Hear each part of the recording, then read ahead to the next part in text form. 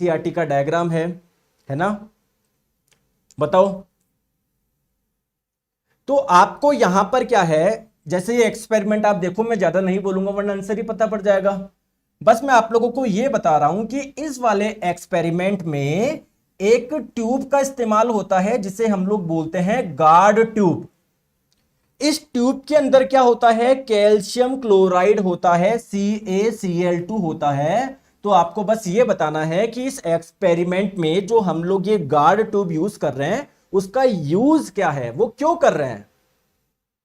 अब ये एक्सपेरिमेंट है क्या, ढंग से देख लेते हैं। आपके पास में क्या है, देखो सोडियम क्लोराइड है, आप ऊपर से क्या डाल रहे हो, सल्फ्यूरिक एसिड डाल रहे हो। तो दोस्तों होता क्या है, देखो एनसीईआरटी का बहुत chapter acid base and salt में आप लोगों को दिया हुआ है। होता क्या है, जब आप लोग सोडियम क्लोराइड का जो सॉल्यूशन है और सल्फ्यूरिक एसिड की जब रिएक्शन करवाते हो तो आपको क्या मिलती है, HCl मिलता है, गैसीय रूप में। मतलब ये जो एक्सपेरिमेंट हो रहा है वो क्यों कर रहे हो, preparation of HCl gas, HCl gas बनाने के लिए।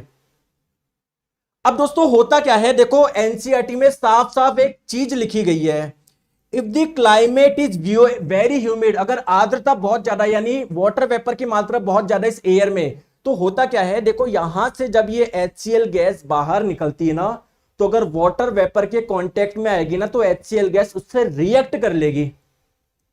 तो आपने यहां पर क्या लगा दी, एक ऐसी ट्यूब लगा दी जो क्या करेगी, जो HCl गैस इसमें आएगी और मान लो उसमें कुछ वाटर के वेपर जुड़ रहे हैं, तो ये जो ड्राई, ये जो आपकी गार्ड ट्यूब होती है ना, इसके अंदर होता है कैल्शियम क्लोराइड जो कि बहुत अच्छा एक डिहाइड्रेटिंग एजेंट है, डिहाइड्रेशन कर लेता है, मतलब अवशोषित कर लेगा, ये जो वाटर की वेपर है ना उसको एब्जॉर्ब कर लेगा। तो उसका काम क्या है, वाटर की वेपर को एब्जॉर्ब करना, जिससे आप लोगों को ड्राई HCl गैस मिले। देखो you will have to pass the gas produced through a guard tube to dry the gas। Gas को ड्राई रखने के लिए हम लोग